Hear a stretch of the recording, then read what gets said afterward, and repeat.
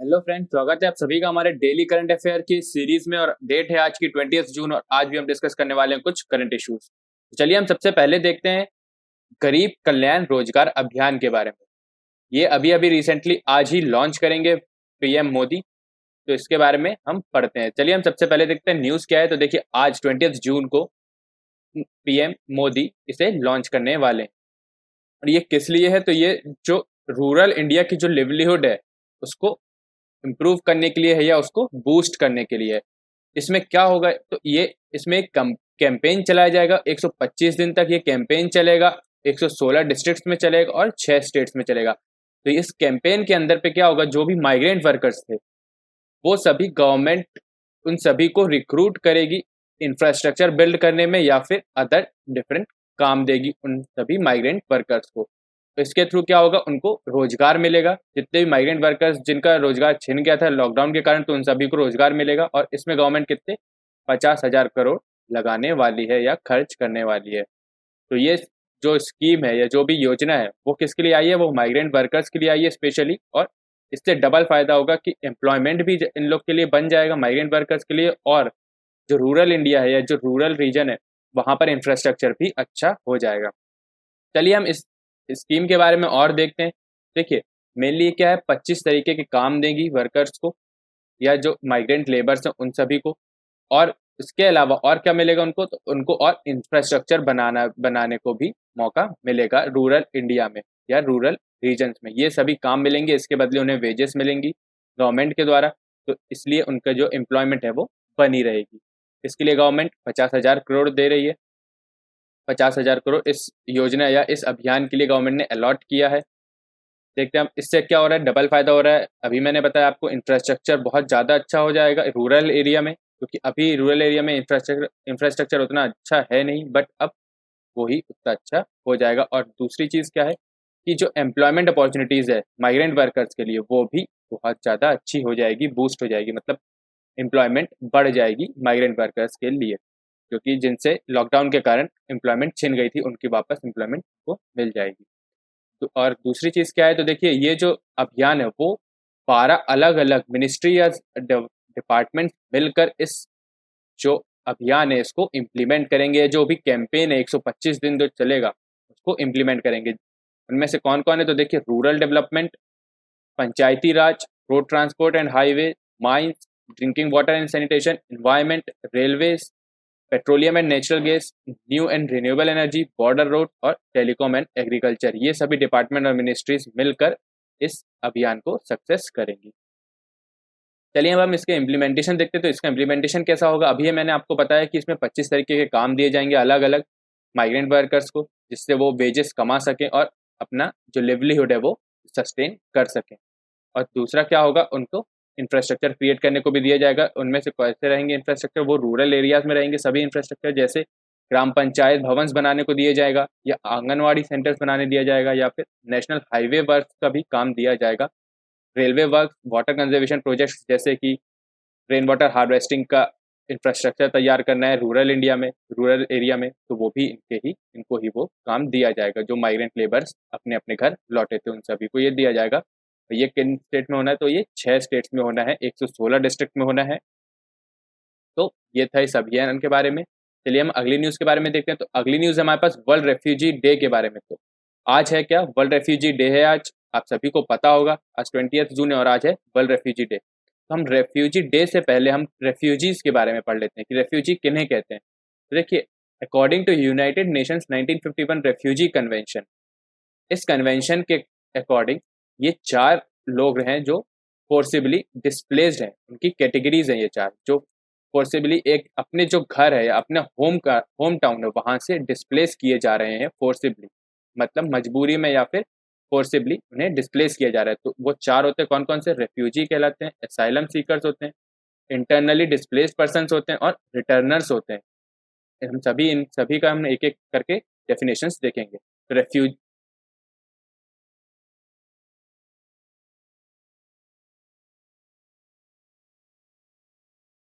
सबसे पहले हम देखते हैं रेफ्यूजीज के बारे में। तो रेफ्यूजीज किन्हें कहते हैं? तो refugee is the person who fled his or her home and country owing to a well-founded fear of persecution either because of race, religion, nationality, membership in a particular social group or due to political opinion। तो जो refugees कौन होते हैं, तो वो ऐसे person होते हैं जिनको अपने होम टाउन या होम कंट्री से बाहर निकाल दिया जाता है या खुद ही बाहर वो चले जाते हैं दूसरी कंट्री में। किस डर से कि वहाँ पे जो कंट्री उनकी खुद की है वहाँ पर उनका परसिक्यूशन हो जाएगा या फिर वहाँ पे उनको थ्रेट है, वहाँ वो रह नहीं सकते, इसलिए वो क्या करते हैं, वो दूसरी कंट्री में चले जाते हैं। उन्हें क्या कहते हैं, रेफ्यूजी। वो रेफ्यूजी तभी कहलाते हैं जब दूसरी कंट्री उन्हें एज अ रेफ्यूजी, मतलब कि दूसरी कंट्री ये एक्सेप्ट करती है कि जो उनकी होम कंट्री है वहाँ पर उन्हें बहुत ही ज़्यादा प्रताड़ना या फिर बहुत ही ज़्यादा परसिक्यूशन का सामना करना पड़ रहा था। तो रेफ्यूजीज ये होते हैं। अगला है हमारे पास असाइलम सीकर्स। असाइलम सीकर्स क्या होते हैं, तो असाइलम सीकर्स होते हैं वो भी एक तरीके के रेफ्यूजीज होते हैं। वो भी सेम अपने होम टाउन या फिर होम कंट्री से बाहर निकलते हैं, बट जहाँ पे वो जाते हैं, जिस कंट्री में वो रहने लग जाते हैं, वहाँ की कंट्री उन्हें रेफ्यूजी नहीं मानती है। तो ये क्या कौन होते हैं, तो वो होते हैं असाइलम सीकर। जब जिस कंट्री में वो जा रहे हैं वो कंट्री उन्हें रेफ्यूजी ना माने, तो वो होते हैं असाइलम सीकर्स। अगले आते हैं इंटरनली डिस्प्लेस्ड पर्सन। तो ये जो होते हैं इंटरनली डिस्प्लेस्ड पर्सन, तो ये एक कंट्री के अंदर ही एक रीजन से दूसरे रीजन में डिस्प्लेस करते हैं या फिर माइग्रेट करते हैं। मान लीजिए जैसे इंडिया है, तो इंडिया में ही मान लीजिए कोई बिहार से तमिलनाडु जा रहा है काम के सिलसिले में या काम के लिए, रोजगार पाने के लिए तमिलनाडु जा रहा है बिहार से, तो वो क्या होगा, वो पर्सन को क्या कहेंगे हम, इंटरनली डिस्प्लेस्ड पर्सन। मतलब जो इंटरनेशनल बॉर्डर क्रॉस नहीं कर रहा है बट अपनी ही कंट्री के अंदर ही वो माइग्रेट कर रहा है, एक रीजन से दूसरे रीजन जा रहा है अपना होम टाउन छोड़कर, तो वो होते हैं इंटरनली डिस्प्लेस्ड पर्सन। अब चौथे आते हैं रिटर्नर्स या रिटर्नीज। ये कौन होते हैं, तो ये ऐसे रेफ्यूजीज होते हैं जिनको अब वापस उनकी जो होम कंट्री है वहाँ पर भेजा जा रहा होता है, तो उन्हें क्या कहते हैं, हम रिटर्नीज। क्यों भेजा जा रहा होता है, क्योंकि जब उनकी होम कंट्री है वहाँ पर अब पूरी की पूरी सिचुएशन कंट्रोल में आ गई है, तो वो अब वहाँ पर अच्छे से रह सकते हैं, अपना जो भी लाइफ है वो अच्छे से कंटिन्यू कर सकते हैं अपनी होम कंट्री में, तो उन्हें कहते हैं हम रिटर्नीज। तो ये 4 तरीके के फोर्सिबली डिस्प्लेस्ड पर्सन होते हैं, तो ये आप हमेशा ध्यान रखिएगा। चलिए हम वर्ल्ड रेफ्यूजी डे के बारे में देखते हैं। वर्ल्ड रेफ्यूजी डे जो है वो किसने बनाया था, तो वो यूनाइटेड नेशंस ने बनाया था। और किस लिए, तो रेफ्यूजीज को ऑनर करने के लिए। जितने भी ग्लोब में या फिर जितने भी वर्ल्ड में रेफ्यूजीज हैं उन सभी को ऑनर करने के लिए ये रेफ्यूजी डे बनाया गया था यूनाइटेड नेशन के द्वारा।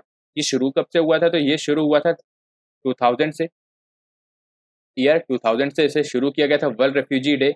और ये क्यों शुरू हुआ था, तो जो 20 जून 2000 था वो 50th एनिवर्सरी थी यूएन रेफ्यूजी कन्वेंशन की, जो कि 1951 में साइन हुआ था। जो एक यूएन रेफ्यूजी कन्वेंशन है उसके 50th एनिवर्सरी थी, उसी को मार्क करने के लिए, उसी को याद रखने के लिए वर्ल्ड रेफ्यूजी डे को एस्टेब्लिश किया था यूनाइटेड नेशंस ने 20th जून 2000 में।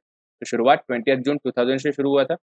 और इस साल की जो थीम है वर्ल्ड रेफ्यूजी डे की, जो 2020 की थीम है वो है एवरी एक्शन काउंट्स। ये आपको याद रखना है, एवरी एक्शन काउंट्स जो है वो इस साल की थीम है।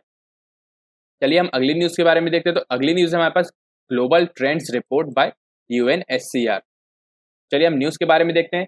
तो ये एक रिपोर्ट है, ग्लोबल ट्रेंड्स रिपोर्ट, जिसमें जितने भी माइग्रेंट्स है या फिर जितने भी डिस्प्लेस्ड पर्सन है, फोर्सिबली डिस्प्लेस्ड पर्सन है, उन सभी का नंबर्स होता है, उन सभी का काउंटिंग होती है। और हर साल ये यूएनएचसीआर का मतलब United Nations high commissioner for refugee इसे रिलीज करता है हर साल, हर बार वर्ल्ड रेफ्यूजी डे के जस्ट पहले। तो इसमें क्या होता है, इसमें जितने भी रेफ्यूजीज हैं या फिर जितने भी फोर्सिबली डिस्प्लेस्ड पर्सन है उन सभी को काउंट किया जाता है, उन सभी का ट्रैक किया जाता है। तो चलिए हम देखते हैं इस रिपोर्ट की कुछ की फाइंडिंग्स देखते हैं। तो देखिए इस रिपोर्ट के अकॉर्डिंग 80 मिलियन पीपल्स 2019 के लास्ट तक 80 मिलियन पीपल्स फोर्सिबली डिस्प्लेस्ड हुए थे। 80 मिलियन पीपल्स, आप समझ सकते हैं ये क्या है, ये हमारी जो टोटल वर्ल्ड की पॉपुलेशन है उसका 1% है। 80 मिलियन पीपल, इतने लोग फोर्सिबली डिस्प्लेस्ड हुए थे, मतलब इतने लोगों को मजबूरी में अपना घर छोड़ना पड़ा था या फिर अपना होम टाउन या फिर अपनी कंट्री छोड़नी पड़ी थी। तो इन 80 मिलियन पीपल में से अब हम देखते हैं 26 मिलियन जो थे वो रेफ्यूजीज थे, 45.7 मिलियन जो थे वो इंटरनली डिस्प्लेस्ड पीपल थे, 4.2 मिलियन जो थे वो असाइलम सीकर्स थे और 3.6 मिलियन जो थे वो वेनेजुएलन डिस्प्लेस्ड अब्रॉड थे। इसका मतलब क्या है, देखिए अब हमने रेफ्यूजीज के बारे में पढ़ा, इंटरनली डिस्प्लेस्ड पीपल के बारे में भी देख चुका और असाइलम सीकर्स के बारे में भी हमने देख चुका है। बट ये वेनेजुएलन डिस्प्लेस्ड अब्रॉड क्या है? तो जो वेनेजुएला के जो लोग हैं, तो वो लोग जब दूसरी कंट्री में रिसाइड करते हैं, किस लिए? वहाँ पे उनको खतरा नहीं था या वहाँ पे उनकी लाइफ को खतरा नहीं था या परसिक्यूशन नहीं हो रहा था वहाँ पर, बट जो वेनेजुएलन्स थे, वो वहाँ की जो इकोनॉमी है वो इतनी बुरी तरीके से गिर चुकी थी कि वहाँ के लोग अब दूसरी कंट्री में माइग्रेट कर रहे थे, तो वो है वेनेजुएलन डिस्प्लेस्ड अब्रॉड। तो ऐसे लोगों को क्या कह रहे हैं? Venezuelan displaced abroad. वो 3.6 मिलियन है नंबर्स में। तो देखिए एक और क्या है इसकी की फाइंडिंग, 8 ऑफ एवरी 10 रेफ्यूजीज, मतलब 85% जो रेफ्यूजीज हैं वो डेवलपिंग कंट्रीज में है। 85% जो रेफ्यूजीज हैं वो डेवलपिंग कंट्रीज में है, ये आपको याद रखना है, ये इंपॉर्टेंट चीज़ है। और जो टॉप 5 कंट्रीज हैं जो रेफ्यूजीज के नंबर्स में या काउंटिंग्स में, तो सबसे पहले सीरिया, फिर वेनेजुएला, अफगानिस्तान, साउथ सूडान और म्यांमार। इन कंट्रीज में सबसे ज़्यादा फोर्सेबली डिस्प्लेसमेंट हो रहा है लोगों का। सबसे पहले सीरिया है, जो कि 2014 से फर्स्ट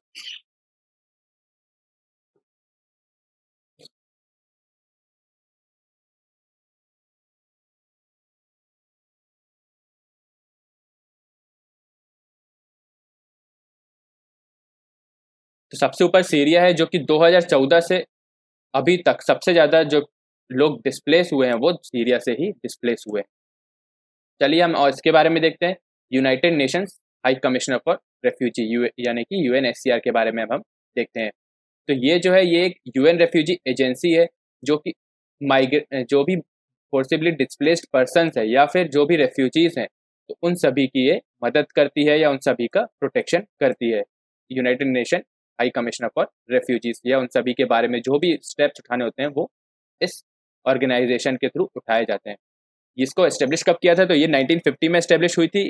किस लिए हुई थी? तो जो यूरोपियंस, जितने भी यूरोपियन माइग्रेंट्स थे या फिर जितने भी यूरोपियंस रेफ्यूजीज थे, उन सभी को हेल्प करने के लिए ये ऑर्गेनाइजेशन बनाई गई थी। 1950 में इसका हेडक्वार्टर है जेनीवा में, स्विट्जरलैंड में, और इसे 2 बार नोबेल पीस प्राइज भी मिल चुका है। 1954 में और 1981 में इसे 2 बार पीस प्राइज मिला है, नोबेल पीस प्राइज मिला है। और इसे एक और प्राइज मिला है, Prince of Asturias award for international cooperation. 1991 में से ये अवार्ड भी दिया गया था। तो ये था United nation high commissioner for refugees, world refugee day और रेफ्यूजीज के बारे में पूरी डिटेल्स। चलिए हम अगली न्यूज़ के बारे में आते हैं। तो अगली न्यूज़ हमारे पास, PM launches auction process of coal blocks for commercial mining. Commercial mining के लिए अभी अभी कोल की कमर्शियल माइनिंग के लिए अभी अभी पीएम ने क्या लॉन्च किया है? ऑक्शन प्रोसेस लॉन्च की है। तो चलिए हम इसके बारे में देखते हैं कि न्यूज़ क्या चीज़ थी। तो देखिए, prime minister Narendra Modi has launch the auction process for 41 coal blocks के ऊपर ऑक्शन रखा गया है गवर्नमेंट के द्वारा। 41 कोल ब्लॉक्स पर ऑक्शन होगा, जिसमें प्राइवेट कंपनीज को भी इनवाइट किया गया है टेंडर सबमिट करने के लिए इन ऑक्शंस में। तो ये जो ऑक्शन है वो 2 स्टेज टेंडर के थ्रू होगा, पहला टेक्निकल, दूसरा फाइनेंशियल बिडिंग। तो ये 2 स्टेज टेंडर प्रोसेस रहेगी, पहले में टेक्निकल और दूसरे में फाइनेंशियल बिडिंग होगी। और ये जो माइंस हैं, जो भी कोल माइंस है जिनमें ऑक्शन होना है, तो वो किस किस स्टेट में लोकेटेड है? तो वो छत्तीसगढ़, झारखंड, मध्य प्रदेश, महाराष्ट्र और उड़ीसा, ये 5 स्टेट्स हैं। यहाँ की जो माइंस है, कोल माइंस है, इन पे ऑक्शन होना है। तो इससे जो एक्सपेक्ट क्या किया जा रहा है कि 33,000 करोड़ रुपीस का जो है इसमें इन्वेस्टमेंट आने वाला है इन ऑक्शन के थ्रू, जो कि जिस रिवेन्यू जितना भी होगा वो प्राइवेट और गवर्नमेंट दोनों में शेयर किया जाएगा। चलिए हम इसके बेनिफिट देख लेते हैं। अब जो ये जो ऑक्शन प्रोसेस है उसका बेनिफिट क्या है? तो एक चीज़ देख लीजिए, जो अभी तक जो भी कोल की जितना भी ऑक्शंस होता था, वो सभी किसके लिए होता था? वो या तो स्टेट ओन्ड कंपनीज के लिए होता था, जैसे कि एनटीपीसी हो गया, थर्मल पावर प्लांट्स हो गए गवर्नमेंट के द्वारा जो चलाए जा रहे हैं, या फिर जो भी पीएसयूज हो गई, या फिर जो आयरन और स्टील या सीमेंट मैन्युफैक्चरिंग कंपनीज है प्राइवेट भी, तो उन सभी के लिए ये ऑक्शन होता था। मतलब ये सिर्फ किस चीज़ के लिए होता था? As a raw material, coal as a raw material use करने के लिए ये ऑक्शन किया जाता था। तो वो जो भी कंपनीज है, प्राइवेट हो या स्टेट ओन्ड, वो क्या कर सकती हैं? आप सिर्फ रॉ मटेरियल एज कोल को एज अ रॉ मटेरियल बस यूज नहीं, उसे बेच भी सकती है मार्केट में इस ऑक्शन के द्वारा। तो ये एक नई चीज़ आई है इस ऑक्शन में, जो कि बहुत ज़्यादा हेल्प करने वाली है इन्वेस्टमेंट्स के लिए। क्यों? क्योंकि प्राइवेट कंपनी इससे अट्रैक्ट होंगी। इसमें जो टेंडर्स है उसको भरेंगी या फिर इस ऑक्शन में ज़्यादा से ज़्यादा प्राइवेट कंपनीज पार्ट लेंगी, क्योंकि उन्हें अब मार्केट में बेचने का भी मौका मिल रहा है कोल। तो ये अच्छी चीज़ है, इससे ज़्यादा से ज़्यादा रिवेन्यू जनरेट हो सकता है। दूसरा बेनिफिट क्या है इसका, तो देखिए जो इम्पोर्ट्स हैं, अभी हम जो इंडिया है एज अ कंट्री वो fourth largest coal producing nation है और second largest coal importing nation भी है। मतलब कि सेकेंड लार्जेस्ट इम्पोर्ट के मामले में सेकेंड लार्जेस्ट है और जो कोल प्रोड्यूस हो रहा है उसके मामले में फोर्थ लार्जेस्ट है। तो ये क्या है, देखिए फोर्थ लार्जेस्ट है, उसके बाद भी हम इम्पोर्ट बहुत ज़्यादा कर रहे हैं। तो इस ऑप्शन के थ्रू क्या होगा, इम्पोर्ट्स कम हो जाएंगे। इम्पोर्ट्स क्यों हो रहा है ज़्यादा, क्योंकि जो भी कोल माइन्स है उन सभी का प्रोडक्शन गवर्नमेंट के हाथ में है। तो जितना भी कोल लग रहा है वो सभी क्या है, लिमिटेड क्वांटिटीज में प्रोड्यूस हो रहा है। हमारे यहाँ पोटेंशियल बहुत है कोल निकालने का, बट वो लिमिटेड क्वांटिटी में यूज हो रहा है, इसीलिए क्या है उसका प्रोडक्शन भी लिमिटेड हो जाता है। बट अब अगर प्राइवेट सेक्टर इसमें एंटर करेगा, अगर प्राइवेट सेक्टर इस फील्ड में एंटर करेगा तो क्या हो जाएगा, कंपटीशन भी बढ़ जाएगा। कंपटीशन बढ़ जाएगा, कैपिटल टेक्नोलॉजी ये सब ही बढ़ जाएगा, तो जिसके कारण क्या होगा, प्रोडक्शन ज़्यादा होगा, उसके कारण इम्पोर्ट्स हमारे कम होंगे और लोकल प्रोडक्शन बढ़ जाएगा। और तीसरी चीज़ क्या है, तो देखिए एम्प्लॉयमेंट अपॉर्चुनिटीज़ भी मिलेंगी इन रीजन्स में जहाँ पे भी ये कोल माइन सिचुएटेड है। तो कहाँ पर है, जैसे ईस्टर्न और सेंट्रल इंडिया। अभी हमने 5 स्टेट्स देखे थे, वो सभी कहाँ है, ईस्टर्न और सेंट्रल इंडिया में लोकेटेड है। तो यहाँ पे क्या होगा, एम्प्लॉयमेंट अपॉर्चुनिटीज़ भी मिलेगी, क्योंकि यहाँ पे एम्प्लॉयमेंट अपॉर्चुनिटीज़ थोड़ी कम है। तो गाइस ये था कोल माइंस के बारे में और जो भी ऑप्शन होना है उन सभी के बारे में। तो चलिए अब हम अगला देखते हैं, हमारी सम इम्पोर्टेंट न्यूज़ हैं अब प्रीलिम्स के लिए। तो देखिए सबसे पहले जो कि न्यूज़ है जगन्नाथ रथ यात्रा के बारे में है। इसे फेस्टिवल ऑफ चैरियट्स भी कहा जाता है या फिर रथ यात्रा भी कहा जाता है। और ये किस लिए होता है, तो ये ऑनर करने के लिए होता है पुरी के जो गॉड हैं या फिर लॉर्ड हैं जगन्नाथ, जो जगन्नाथ भगवान जी हैं उनको, उनके ऑनर के लिए ये यात्रा निकाली जाती है। इसमें 3 डीटीज रहती हैं। कौन कौन सी, तो देखिए लॉर्ड जगन्नाथ, गॉडेस सुभद्रा और उनके बड़े भाई बालभद्र। ये जो 3 डीटीज हैं इन सभी का रथ अलग अलग निकाला जाता है। इन सभी के रथ को कहते हैं नंदी घोष, तलध्वज और देवदलन। ये 3 तरीके के रथ निकाले जाते हैं। और ये न्यूज़ में इसलिए था क्योंकि अभी अभी सुप्रीम कोर्ट ने जो रथ यात्रा है इस साल जो होने वाली थी 2020 में, उस पर रोक लगा दी गई है। क्यों, क्योंकि कोविड-19 पेंडेमिक चल रहा है और इतने सारे जो भी लोग इकट्ठे हो रहे हैं। देखिए आप यहाँ पे इमेज में आप देख सकते हैं कितनी भीड़ हो जाती है जब ये रथ यात्रा निकलती है। ये तो कुछ नहीं है, इससे भी ज़्यादा भीड़ होती है। तो इसलिए क्या है, सुप्रीम कोर्ट ने इसमें स्टे लगा दी है इस रथ यात्रा पे, ताकि ज़्यादा से ज़्यादा लोग इकट्ठे ना हो, जिससे क्या खतरा हो सकता है कोविड-19 के फैलने का। अगली न्यूज़ देखते हैं। अगली न्यूज़ है हमारे पास कोडुमनल सिटी के बारे में। तो ये जो है ये एक विलेज है, कहाँ पे लोकेटेड है, तो एरोड डिस्ट्रिक्ट तमिलनाडु में लोकेटेड है, जो कि नोयल रिवर के किनारे बसा हुआ है, on the banks of Noyyal river, जो कि एक ट्रिब्यूटरी है कावेरी नदी की। तो देखिए ये जो कोडुमनल है, कोडुमनल जो है वो एक एंशियंट साइट भी है, आर्कियोलॉजिकल साइट भी है, जिसे कोडुमनम कहते थे। जिसका जो एविडेंसेस वो हमें कहाँ से मिलते हैं, तो वो हमें संगम लिटरेचर में एक टेक्स्ट है पट्टी थ्रू पथु, इससे हमें इसके एविडेंसेस मिलते हैं कि ये जो सिटी थी ये लगभग 5th सेंचुरी बीसी से 1st सेंचुरी बीसी तक थी। और ये क्या था, एक ट्रेड कम इंडस्ट्रियल सेंटर भी था उस समय का। यहाँ से हमें क्या क्या मिला है, तो देखिए यहाँ से अभी अभी जो एक्सकेवेशंस हुए हैं उसमें हमें 10 पॉट्स मिले हैं, बाउल्स मिले हैं। कहाँ पर मिले हैं, और ये सभी हमें 3 चैम्बर्ड बुरियल सिस्ट के बाहर मिले हैं।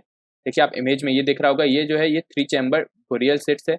इस ये पूरा एक सर्कल से घिरा हुआ था मेगालिथ्स के, और यहीं से हमें क्या मिले हैं, ये बॉल्स और पॉट्स भी मिले हैं। तो मतलब मेगालिथ कल्चर वहाँ साउथ में उस समय में था। और क्या क्या चीज़ें मिली है, तो हमें और एनिमल के स्कल्स मिले हैं, वॉल्फ या डॉग हो सकता है वो एनिमल कोई भी, इन दोनों में से उनके स्कल मिले हैं, प्रीशियस स्टोन्स भी मिले हैं, कॉपर स्मेल्टिंग यूनिट्स भी मिली है और पॉटरीज भी हमें वहाँ से मिली हैं। तो ये कुछ चीज़ें मिली हैं, तो ये आपको याद रखना है, इंपॉर्टेंट चीज़ है कोडुमनल विलेज, जो कि एक एंशियंट साइट है और जो कि एक ट्रेड कम इंडस्ट्रियल सेंटर भी है। अब क्या क्या मिला है वहाँ से, तो 10 pots and balls outside the 3 chambered burial cyst. तो गाइस आज का सेशन यहीं तक था। चलिए हम एक बार रिवाइज कर लेते कि आज हमने क्या क्या पढ़ा है। सबसे पहले हमने देखा गरीब कल्याण रोजगार अभियान के बारे में हमने पढ़ा कि गवर्नमेंट कैसे माइग्रेंट वर्कर्स को काम देकर या रोजगार देकर दो डबल फायदा कर रही है, एम्प्लॉयमेंट भी बढ़ा रही है और इंफ्रास्ट्रक्चर भी बूस्ट करवा रही है। फिर हमने पढ़ा वर्ल्ड रेफ्यूजी डे के बारे में, जो कि हर साल 20 जून को मनाया जाता है, और इस साल की थीम हमने देखी थी एवरी एक्शन काउंट्स, ये इस साल की थीम थी। और हमने इन सभी के बारे में पढ़ा, रेफ्यूजी कौन होते हैं, असाइलम सीकर्स कौन होते हैं, इंटरनली डिस्प्लेस्ड पर्सन कौन होते हैं, और रिटर्नीज कौन होते हैं। फिर हमने पढ़ा एक रिपोर्ट, ग्लोबल ट्रेंड्स रिपोर्ट, जो कि यूएनएचसीआर यानी कि United Nations high commissioner for refugee इन्होंने रिलीज की थी। तो इस रिपोर्ट के बारे में हमने पढ़ा, इसकी की फाइंडिंग्स कुछ देखी हमने। फिर हमने United nation high commissioner for refugees के बारे में भी पढ़ा कि वो कैसे एस्टेब्लिश हुआ, 1950 में एस्टेब्लिश हुआ है, हेडक्वार्टर जेनीवा में है, और उसे 2 बार नोबेल प्राइज भी मिल चुका है। तो ये हमने देखा। फिर उसके बाद हमने देखा कि पीएम ने अभी लॉन्च किया है एक ऑक्शन प्रोसेस कोल ब्लॉक्स के लिए, कॉमर्शियल माइनिंग के लिए। जितने भी कोल ब्लॉक्स हैं उन सभी की ऑक्शन करेंगे कॉमर्शियल माइनिंग के लिए। तो इसमें प्राइवेट सेक्टर भी पार्ट लेने वाला है इस ऑक्शन में। तो ये बहुत ज़्यादा बेनिफिशियल है, और हमने सारे बेनिफिट्स देखे हमने कि कहाँ कहाँ ये बेनिफिट देगा हमारी गवर्नमेंट को या हमारी इकोनॉमी को या फिर हमारे इंडिया को। फिर उसके बाद हमने देखा जगन्नाथ रथ यात्रा के बारे में कि कैसे सुप्रीम कोर्ट ने उस पर स्टे लगा दिया है इस साल, क्योंकि बहुत ज़्यादा भीड़ भाड़ हो जाती है, और उसमें क्या होता है तो वो भी हमने देखा कि लॉर्ड जगन्नाथ जी के लिए याद में ये मनाया जाता है फेस्टिवल ऑफ चैरिट्स या फिर रथ यात्रा फेस्टिवल। इसमें 3 डीटीज होती हैं, वो भी हमने देखा। फिर हमने देखा उसके बाद कोडूमनल विलेज के बारे में पढ़ा, जो कि एक आर्कियोलॉजिकल साइट है जहाँ से अभी बहुत सारी चीज़ें मिल रही हैं, जैसे 10 पॉट्स एंड बॉल, जो कि 3 चैम्बर्ड बुरियल के बाहर हमें मिले हैं। तो गाइस आज के लेक्चर में बस इतना ही। अगर आपको ये वीडियो पसंद आया तो प्लीज़ लाइक कीजिएगा और अपने दोस्तों के साथ शेयर भी कीजिएगा, और अगर आपने ये चैनल सब्सक्राइब नहीं किया तो जाके सब्सक्राइब कर लीजिए और बेल आइकन जरूर दबा दीजिएगा, ताकि आपको हमारे सारे नोटिफिकेशंस मिलते रहें। कोई भी सजेशन या कोई भी क्वेरी हो तो वो आप हमें कमेंट सेक्शन में बता सकते हैं, और इस लेक्चर की पीडीएफ भी आपको हमारे टेलीग्राम चैनल जीएस मिनट पे मिल जाएगी, आप उसे जाकर ज्वाइन कर लीजिए। उसके लिंक डिस्क्रिप्शन बॉक्स में गिवन है। Thank you guys, thank you very much.